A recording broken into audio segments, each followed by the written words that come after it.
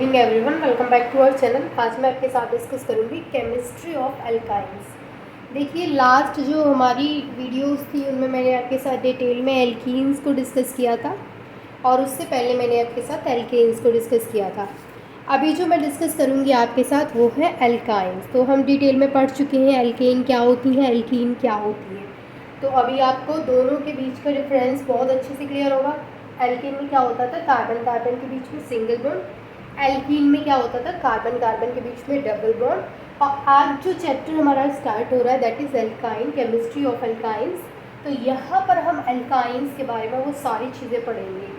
सबसे पहले एल्काइंस में क्या एल्काइंस, एल्कीन्स या फिर एल्केन में क्या डिफरेंस होता है, ये चीज़ मैं आपको अगेन एक बार रिपीट कर देती हूँ कि जब हम बात करते हैं एल्केन की तो कार्बन कार्बन सिंगल बॉन्ड की हम बात कर रहे होते हैं, ठीक है। जब हम बात करते हैं एल्कीन की तो वहाँ पे हम कार्बन कार्बन डबल बॉन्ड की बात कर रहे होते हैं। और जब हम बात करते हैं एल्काइन की, एल्काइंस, तो हम वहाँ पे कार्बन कार्बन के बीच में ट्रिपल बॉन्ड की बात कर रहे होते हैं, ठीक है। तो यहाँ पे क्या होता है कि कार्बन कार्बन के बीच में हमेशा एल्केन में सिंगल बॉन्ड होता है, एल्कीन में डबल और एल्काइंस में ट्रिपल बॉन्ड होता है, ठीक है। ये चीज़ आपको पता है। अब देखिए, यहाँ पर जो हम एल्काइंस स्टार्ट करने वाले हैं उनके बारे में, उनकी properties, physical properties, chemical properties, introduction की एल्काइंस होती क्या है, इसके अलावा एल्काइंस को किस तरीके से हम प्रिपेयर कर सकते हैं, वो सारी चीज़ों को डिटेल में डिस्कस करेंगे जिससे कि आपका कोई डाउट ना रहे। और एल्केन और एल्कीन को मैं ऑलरेडी आपके साथ डिटेल में डिस्कस कर चुकी हूँ, ठीक है। तो चलिए स्टार्ट करते हैं। आज हम एल्काइंस क्या होती है। देखिए, जैसे यहाँ पे कार्बन कार्बन सिंगल बॉन्ड है, डबल बॉन्ड है, ट्रिपल बॉन्ड है, तो यहाँ पे इनकी वैलेंसी कंप्लीट करने के लिए इस तरीके से यहाँ पे क्या होंगे, हाइड्रोजन होंगे, ठीक है। ये वैसे मैं ना भी बनाऊँ तो भी आपको समझ जाना चाहिए कि मैंने यहाँ पे बॉन्ड्स नहीं बनाए थे तो भी वहाँ पे क्या थे, बॉन्ड्स थे, क्योंकि कार्बन की वैलेंसी कितनी होती है, 4, तो वो बॉन्ड होंगे ही होंगे। जैसे मैंने जस्ट आपको समझाने के लिए, क्योंकि मेरा जो समझाने का मतलब था वो ये नहीं था कि कार्बन की मैं वैलेंसी आपको शो कर रही हूँ, मेरा मतलब सिर्फ इतना सा था कि एल्केन, एल्कीन और अल्काइन में जो मेजर डिफरेंस है वो बॉन्ड्स का है, और वो भी जो बॉन्ड्स हैं कार्बन कार्बन के बीच वाले बॉन्ड्स का है। Is that clear to all of you? चलिए, तो अब हम स्टार्ट करते हैं एल्काइंस से। तो अभी आपको इतना तो क्लियर है एल्काइंस के बारे में कि एल्काइंस क्या होती हैं, तो उनके बीच में कार्बन कार्बन के बीच में ट्रिपल बॉन्ड होते हैं, ठीक है। तो ये है इसका एक फर्स्ट और सबसे ज़्यादा इम्पॉर्टेंट पॉइंट जो आपको हमेशा याद रखना है कि जब कभी भी एल्काइन की बात होगी, पीछे क्या है, YN-E, then it means carbon carbon triple bond, okay. तो फर्स्ट तो यही है कि यहाँ पे क्या होता है, कार्बन कार्बन के बीच में ट्रिपल बॉन्ड होता है जो हमारी एल्काइंस होती हैं। इसके अलावा अगर हम एल्काइंस की बात करें तो ये क्या होते हैं, अनसेचुरेटेड एलिफेटिक हाइड्रोकार्बन। अभी अनसेचुरेटेड का मतलब क्या होता है कि यहाँ पे क्या है, ट्रिपल बॉन्ड है, इसलिए हम इसको अनसेचुरेटेड एलिफेटिक हाइड्रोकार्बन, हाइड्रोकार्बन क्यों बोल रहे हैं, क्योंकि क्या है यहाँ पे हाइड्रोजन है, कार्बन ऑफकोर्स, तो इसलिए हाइड्रोकार्बन। तो यहाँ पे इनको हम क्या बोलते हैं, अनसेचुरेटेड। अनसेचुरेटेड मीन्स मैंने आपको क्लियर कर दिया कि वो ट्रिपल बॉन्ड और डबल बॉन्ड से होता है। तो अल्कीन्स भी हमारी क्या थी, अनसेचुरेटेड थी, बिकॉज वहाँ पर डबल बॉन्ड था, ठीक है। अगर बात करें हम एल्कीन की तो वो क्या थी, वो सेचुरेटेड हाइड्रोकार्बन थे, क्यों, क्योंकि वहाँ पे सिंगल बॉन्ड था, ठीक है। तो यहाँ पे हम इनको क्या बोलते हैं, अनसेचुरेटेड, अनसेचुरेटेड एलिफैटिक हाइड्रोकार्बन, ठीक है। इस पॉइंट में तो आपको कोई भी डाउट नहीं होना चाहिए क्योंकि बहुत ही ईजी सा है। अनसेचुरेटेड मीन्स कि यहाँ पे सिंगल बॉन्ड ना होकर के डबल या फिर ट्रिपल बॉन्ड के बारे में बात चल रही है। अब ऐसा नहीं कि कार्बन कार्बन जितने भी कार्बन की चेन है सभी ट्रिपल बॉन्ड में होंगे, ऐसा नहीं है। कोई भी अगर एक भी ट्रिपल बॉन्ड है वहाँ पे, मतलब किसी दो कार्बन के बीच में भी अगर ट्रिपल बॉन्ड है तो दैट मीन्स कि वो अल्काइन है, ठीक है। अभी देखिए, अल्काइन जो है उनका जनरल फार्मूला क्या होता है। अभी जनरल फार्मूला हमें इसलिए याद रखना चाहिए क्योंकि जनरल फार्मूला के बेस पे हम क्या कर सकते हैं, किसी का भी, जैसे कोई भी नाम दे दिया हमें, तो हम उसको क्या कर सकते हैं, स्ट्रक्चर बना सकते हैं। अभी जब मैं आपको नेमिंग कराऊंगी तो मैं वहाँ पे आपको नेम दूंगी, जैसे मैंने आपको प्रोपाइन दिया, इथाइन दिया, ब्यूटाइन दिया, तो उस केस में आपको अगर नाम दिया जा रहा है और आपको जनरल फार्मूला अगर पता है तो आप इजीली उसका स्ट्रक्चर ड्रॉ कर सकते हैं। ठीक है, तो देखिए इसका जो जनरल फार्मूला होता है वो क्या होता है, जनरल फार्मूला होता है इसका CnH2n-2। अभी हम इसको लगा के कैसे देखेंगे, देखिए अगर मैं एल्काइन फैमिली के सबसे छोटे मेंबर की बात करूँ, यानी सबसे छोटा मेंबर 2 कार्बन के बीच में एग्जिस्ट करेगा, क्योंकि 2 कार्बन से ज़्यादा छोटा तो वो हो ही नहीं सकता, क्योंकि एल्काइन को क्या चाहिए, कार्बन कार्बन के बीच में एक ट्रिपल बॉन्ड ज़रूर होना चाहिए। अभी एक कार्बन तो ट्रिपल बॉन्ड बना नहीं सकता, हमें कितने कार्बन की ज़रूरत है, 2 कार्बन की ज़रूरत है, क्योंकि 2 कार्बन के बीच में ट्रिपल बॉन्ड बनेंगे। एक कार्बन अकेला कैसे बॉन्ड बनाएगा, तो 2 कार्बन हमें मिनिमम चाहिए। तो 2 कार्बन का मिनिमम यानी 2 कार्बन का सबसे छोटा फैमिली मेंबर होता है एल्काइन का, वो होता है इथाइन। अभी जैसे मैंने आपको नाम दे दिया इथाइन, ठीक है, अभी आपको रूट वर्ड्स पता होना चाहिए कि एथ है तो 2 कार्बन, मैथ है तो 1 कार्बन, प्रोप है तो 3, ब्यूट है तो 4, ठीक है। और मैं रूट वर्ड्स आपके साथ कई बार डिस्कस कर चुकी हूँ, अगेन मैं एक बार फिर से डिस्कस कर देती हूँ। जैसे मान लीजिए हम कह रहे हैं मैथ, तो यहाँ पे कार्बन 1 होगा, ठीक है। अगर हम कह रहे हैं यहाँ पे एथ तो कार्बन 2, अगर प्रोप तो carbon 3, but 4, pent 5, hex 6, hept 7, oct 8, non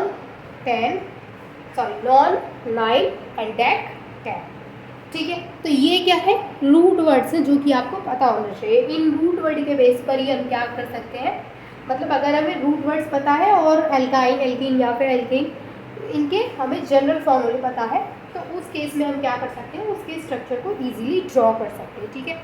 तो आपको ये रूट वर्ड्स को बहुत अच्छे से दिमाग में रखने ही रखने हैं, इनको तो कभी भूलना ही नहीं है, ठीक है। अब जैसे हमें नाम दिया इथाइन, अभी हमें इथाइन एक नाम मिला, अब हमसे बोला गया कि अब इसका स्ट्रक्चर ड्रॉ करो, तो हम कैसे इसका स्ट्रक्चर ड्रॉ करेंगे।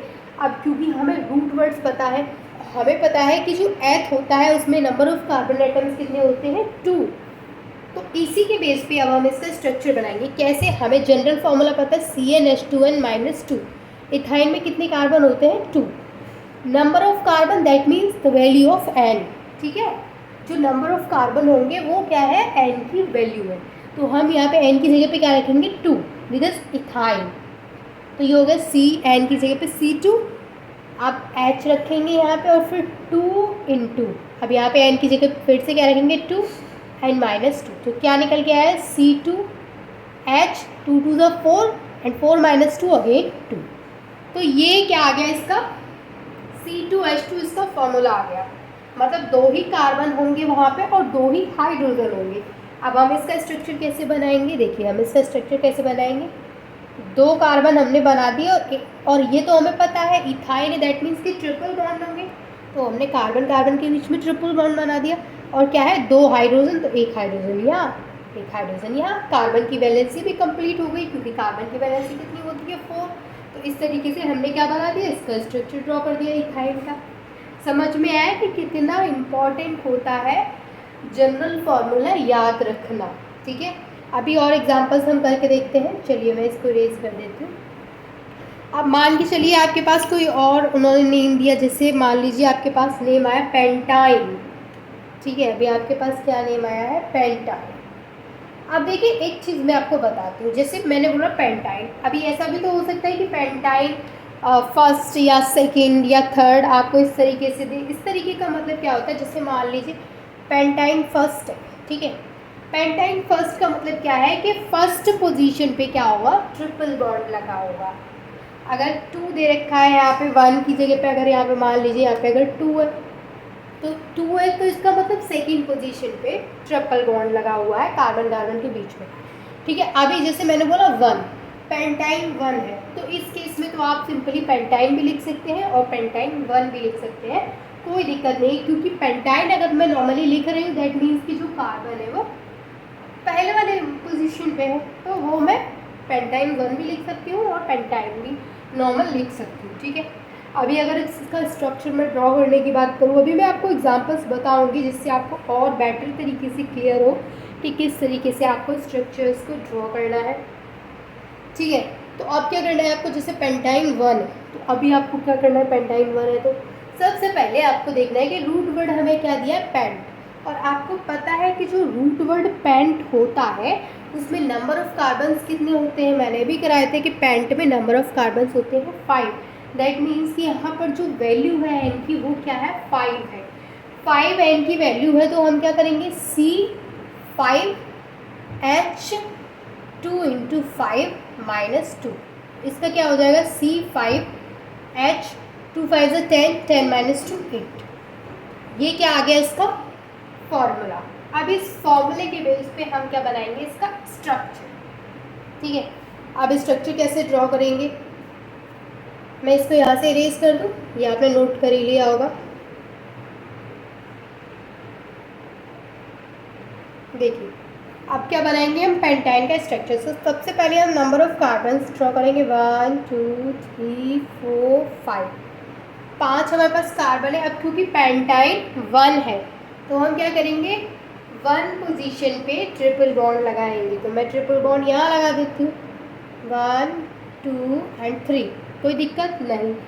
अब क्या है, अब हमें हाइड्रोजन्स लगाने हैं। हाइड्रोजन्स कितने हैं, 8। ध्यान रखें कि जब आप हाइड्रोजन्स और कार्बन बना करके पूरा स्ट्रक्चर एकदम ये सोचें कि स्ट्रक्चर हमारा बन चुका है, तो एक बार फिर से कार्बन की वैलेंसी ज़रूर चेक करिएगा कि कहीं ऐसा तो नहीं है कि कहीं आपने 5 बॉन्ड बना दिए हैं कार्बन के और कहीं आपने 3 बना दिए हैं। तो वो आपको वैलेंसी ज़रूर चेक करनी है कि कार्बन के 4 बॉन्ड्स की है या फिर गलत हो गया है। अभी कैसे हमें पता है कि 8 हाइड्रोजन यहाँ पर है, तो हम 8 हाइड्रोजन्स को यहाँ पे लगाएंगे। तो 1 2 3, 3 हाइड्रोजन यहाँ हो गए, 4 5 6 7 एंड 8। देख सकते हैं आप कार्बन की वैलेंसी कंप्लीट है कि नहीं। ये वाला कार्बन कितने बॉन्ड बना रहा है, 3 ये और 1 ये, 4 ये वाला, 1 ये 3 ये, 4 ये वाला, 4 4 एंड 4। तो ये जो स्ट्रक्चर है वो है पेंटाइन 1 का, या फिर कह सकते हैं पेंटाइन का, ठीक है। एक और मैं आपको एग्जांपल कराती हूँ जिसमें मैं आपको थोड़ा सा और पोजीशन के बारे में क्लियर कराती हूँ कि अगर इस तरीके से हमें दे रखा हो तो हम पोजीशन को कैसे बता सकते हैं। जैसे मान लीजिए मेरे पास नेम है ब्यूटाइन 2, ब्यूटाइन 2 है। दैट मीन्स कि यहाँ पर जो ट्रिपल बॉन्ड मिलेगा वो हमें सेकंड कार्बन पे मिलेगा, यानी सेकंड नंबर वाले कार्बन पे ट्रिपल बॉन्ड होगा। तो सबसे पहले हम क्या करेंगे, हमें पता है कि ब्यूटाइन में कितने नंबर ऑफ़ कार्बन होते हैं, 4 होते हैं, तो हम उसके अकॉर्डिंग इसका फॉर्मूला निकाल लेंगे। तो C4H2 इंटू 4 माइनस 2 तो हो गया C4H2 4 सा 8 माइनस 2, तो दैट मीन्स 6। ये किसका स्ट्रक्चर आ गया भाई, ब्यूटाइन का फॉर्मूला आ गया ये। अब इसके बेस पे हम ब्यूटाइन 2 का स्ट्रक्चर बनाएंगे। तो क्या करेंगे, 4 कार्बन है, चारों कार्बन बना दिए। दूसरे नंबर के कार्बन पे क्या है, यहाँ पे ट्रिपल बॉन्ड। तो मैं क्या करूँगी, 1 2, ये हो गया मेरा सेकेंड कार्बन, यहाँ हो गया ये ट्रिपल बॉन्ड। अब हाइड्रोजन कितने हैं, 6, तो लगा देते हैं 1 2 3 4 5 6, कोई दिक्कत। यहाँ पे क्या है, कार्बन की वैलेंसी चेक करो, 4 1 और ये 3 4 3 और ये 4 और फिर ये 4। ये जो स्ट्रक्चर है वो किसका है, ब्यूटाइन 2 का। अगर आप इधर से देखेंगे तो 1 2 सेकंड पोजीशन पर है, इधर से देखेंगे तो 1 2 सेकंड पोजीशन पर क्या है, ट्रिपल बॉन्ड। तो ये क्या हो गया हमारा ब्यूटाइन 2 का स्ट्रक्चर। तो ये मैंने आपको कुछ बताया कि किस तरीके से आप एल्काइन के स्ट्रक्चर्स को ड्रॉ कर सकते हैं with the help of general formula. तो अब आपको पता चल ही गया होगा कि जनरल फार्मूला का कितना बड़ा रोल होता है। ऐसे ही नहीं आता जनरल फार्मूला कि बस याद कर लो, बस याद करने के लिए है। जनरल फार्मूले का बहुत बड़ा रोल होता है उसके स्ट्रक्चर्स बनाने में, और आपने देख ही लिया है कि कितना बड़ा रोल है। अब आज के लिए सिर्फ इतना ही। मैंने सिर्फ आपको क्या बताया कि अल्काइल्स, एल्कीन एंड एल्केन के बीच में जो एक मेजर डिफरेंस है नंबर ऑफ बॉन्ड्स का बिटवीन द कार्बन एटम्स, वो मैंने आपको समझाया। इसके अलावा मैंने आपको एल्काइंस के जनरल फार्मूले के बेस पर कुछ स्ट्रक्चर्स बना के बताए, जिससे कि अब आपको इसका जनरल फार्मूला याद हो गया होगा और किस तरीके से स्ट्रक्चर्स ड्रॉ करने हैं वो भी पता चल गया होगा। कल की वीडियो में मैं आपके साथ डिस्कस करूँगी कि आप किस तरीके से इनका IUPAC नोमेनक्लेचर कर सकते हैं। अगर कोई साइड चेन है या फिर अगर कुछ और भी अटैच्ड है, ठीक है, तो उस केस में किस तरीके से कर सकते हैं, या फिर सिंपल कार्बन की चेन है तो उस केस में किस तरीके से कर सकते हैं, मैं वो सारे IUPAC नोमेनक्लेचर कल आपको करना बताऊंगी। तो आई होप कि इसमें आपको कोई डाउट नहीं रहा होगा, और अगर कोई भी डाउट है तो वो आप मुझसे कमेंट करके पूछ सकते हैं।